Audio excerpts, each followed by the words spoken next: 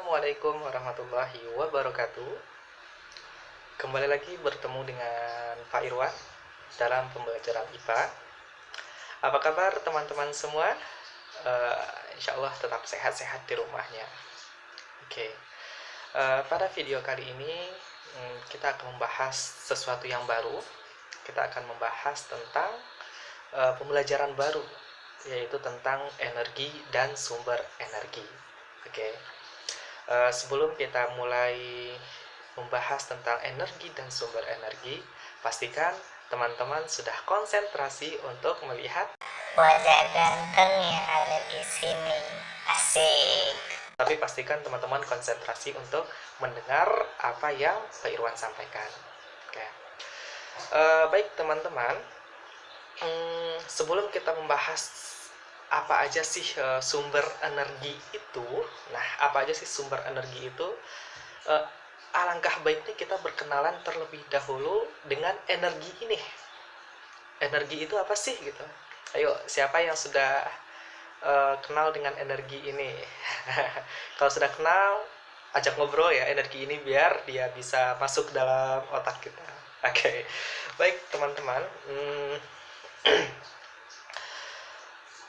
kalau kita lihat secara bahasa teman-teman, energi ini dia berasal dari bahasa Yunani. Energi berasal dari kata bahasa Yunani, yaitu energia. Nah, yang berarti suatu kegiatan atau aktivitas. Nah, kata energi ini teman-teman dia terdiri dari dua kata. Ada en dan ergon. Nah, en ini berarti dalam, sementara ergon adalah kerja. Jadi kalau kita simpulin, energi yang berasal dari dua kata en dan ergon ini teman-teman, kalau kita simpulkan berarti energi ini memiliki arti atau arti umum, yaitu sebagai suatu kemampuan untuk melakukan sebuah pekerjaan atau usaha. Nah, banyak sekali teman-teman pengertian energi ini dari ahli-ahlinya. Silahkan nanti teman-teman searching sendiri di rumah seperti itu, searching sendiri di gawainya masing-masing. Nah, pada dasarnya teman-teman,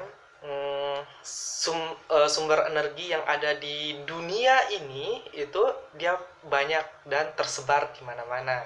Nah, namun sangat sayang sekali hanya sebagian saja yang digali, sebagian saja yang dimanfaatkan oleh manusia, seperti dari minyak bumi, bahan fosil, gas alam, sumber daya energi lainnya, dan sumber energi lainnya seperti sampah, dedaunan, kayu, angin, air, matahari, dan gelombang pasang yang sedikit sekali dimanfaatkan oleh manusia. Kalau kita manfaatkan, luar biasa energi itu kalau kita manfaatkan. Baik teman-teman, itu sekilas tentang energi itu apa sih gitu. Energi itu adalah suatu kemampuan untuk melakukan sebuah pekerjaan atau usaha. Nah, dalam kehidupan kita sehari-hari teman-teman, pasti hampir mirip dengan gaya yang kita pelajari dulu. Dia pasti akan terpakai terus dengan dalam kehidupan kita sehari-hari si energi ini. Nah, sumber energi ini teman-teman, kalau tadi menurut kata dia terbagi dua, energi itu terbagi dua. Untuk sumber energi sendiri pun dia pada dasarnya terbagi menjadi dua. Nah, apa saja itu? Yang pertama ada energi yang dapat diperbaharui. Energi yang dapat diperbaharui ini, insya Allah kalau kita pakai secara terus-menerus dia tidak akan pernah habis, seperti itu. Nah, ada yang kedua, energi yang tidak dapat diperbaharui. Nah, pemakaiannya terbatas. Kalau kita pakai terus, ya dia bisa habis, seperti itu. Kalau kita tidak memanfaatkannya dengan sebijak mungkin, dia bisa habis. Nah, dengan perlahan kita akan membahas tentang dua sumber energi ini. Itu tadi sumber energi yang dapat diperbaharui dan sumber energi yang tidak dapat diperbaharui. Oke. Yang pertama, sumber energi yang dapat diperbaharui itu adalah energi yang eh, dapat dengan cepat diperbaharui oleh alam seperti itu. Prosesnya terus berkelanjutan. Nah, energi yang dapat diperbaharui ini teman-teman, kalau menurut referensi yang Pak Irwan baca itu diperkenalkan sejak tahun 1970. Nah, dia sebagai usaha mencoba bergerak melewati pengembangan bahan bakar nuklir dan fosil. Nah, sumber energi yang dapat diperbaharui ini teman-teman, dia berasal dari alam sekitar kita. Kita berupa angin, energi matahari, air, biogas, dan biomas. Nah, kita akan bahas satu persatu terkait dengan energi yang dapat diperbaharui ini. Yang pertama teman-teman, energi yang dapat diperbaharui itu adalah panas bumi. Panas bumi ini atau sering juga disebut dengan geotermal, adalah sumber energi terbarukan berupa energi termal itu panas yang dihasilkan dan disimpan di dalam bumi. Nah, energi panas bumi ini teman-teman diyakini dia cukup ekonomis, berlimpah, berkelanjutan, dan ramah lingkungan. Namun, kendalanya dalam pemanfaatannya teman-teman, dia masih terkendala pada teknologi eksploitasi yang hanya dapat menjangkau di sekitar lempengan tektonik. Nah, geothermal atau panas bumi ini teman-teman, dia bisa pembangkit listrik tenaga panas bumi PLTP. Kalau di Indonesia dimiliki di antara lainnya ada di Sumatera Utara, terus di Jawa Barat juga ada kalau tidak salah di PLTP Salak ya.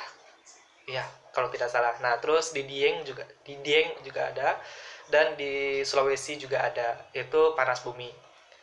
Energi yang kedua adalah energi air.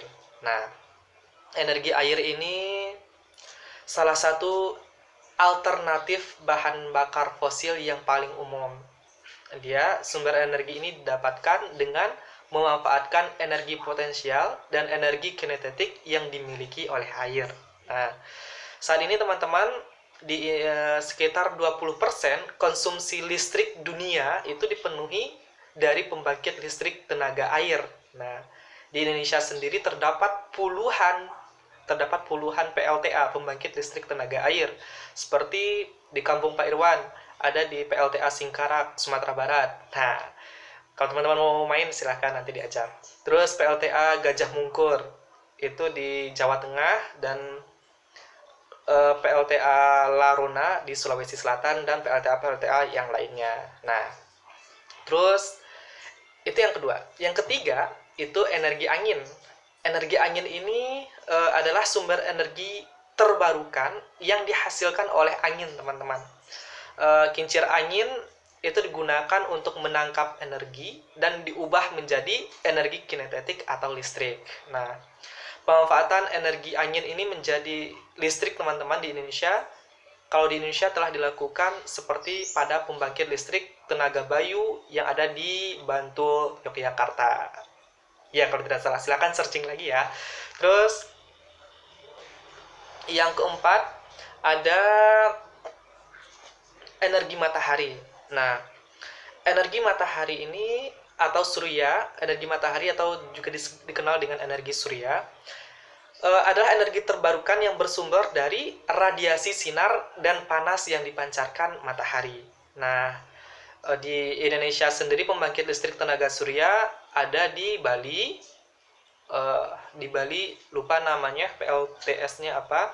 Terus ada di NTT juga, Bapak ya tidak salah, ada di NTT di Solor Barat kalau tidak salah. Nah, itu matahari. Terus ada lagi yang terbarukan yang lainnya teman-teman, seperti biofuel, itu adalah bahan bakar hayati. Nah, terus ada biomasa jenis energi terbarukan yang mengacu pada bahan biologis yang berasal dari organisme yang hidup atau belum lama mati. Nah, atau teman-teman, energi lainnya selain itu, energi gelombang laut juga ada. Ini merupakan energi yang dapat diperbaharui juga, energi gelombang laut. Terus ada juga energi yang pasang surut air laut. Nah, pasang surut air laut ini dia bersumber dari proses pasang surut air laut. Nah, itu teman-teman sumber energi yang dapat diperbaharui. Nah, itu tadi teman-teman energi beberapa energi yang dapat diperbaharui. Nah, sekarang kita masuk kepada energi yang tidak dapat diperbaharui. Sumber energi yang tidak dapat diperbaharui ini, teman-teman, tak terbaharui ini merupakan sumber daya alam yang jika digunakan secara terus-menerus dia akan habis. Kenapa dia bisa habis? Karena sumber-sumber ini, teman-teman, dia membutuhkan proses, dia membutuhkan waktu yang panjang untuk memperolehnya. Nah, dan selanjutnya dapat dimanfaatkan. Nah, untuk itu karena dia cepat habis, maka kita, seperti yang Pak Iwan sampaikan di awal tadi, harus bijak menggunakan energi tersebut. Nah, di sini teman-teman, Pak Irwan hanya akan membahas tentang satu contoh dari energi yang tidak dapat diperbaharui, yaitu energi yang yaitu minyak bumi. Loading. Itu minyak bumi. Nah,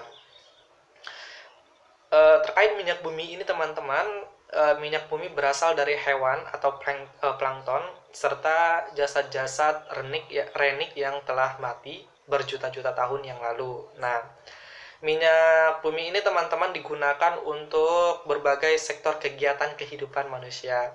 Minyak bumi ini di antaranya ada aftur.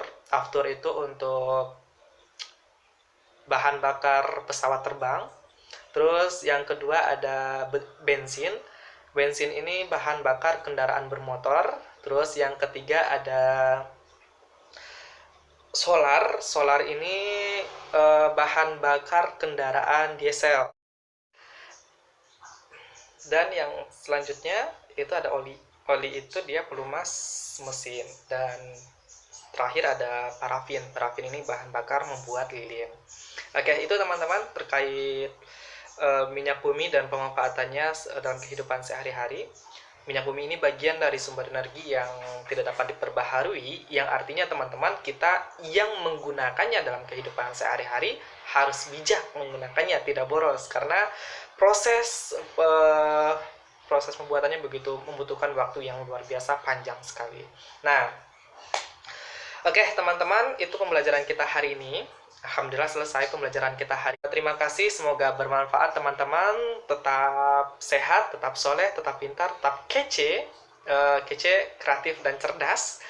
Kita jadi siswa dan guru harus kece, kreatif, dan cerdas. Oke, sampai jumpa di pertemuan selanjutnya. Terima kasih. Assalamualaikum warahmatullahi wabarakatuh.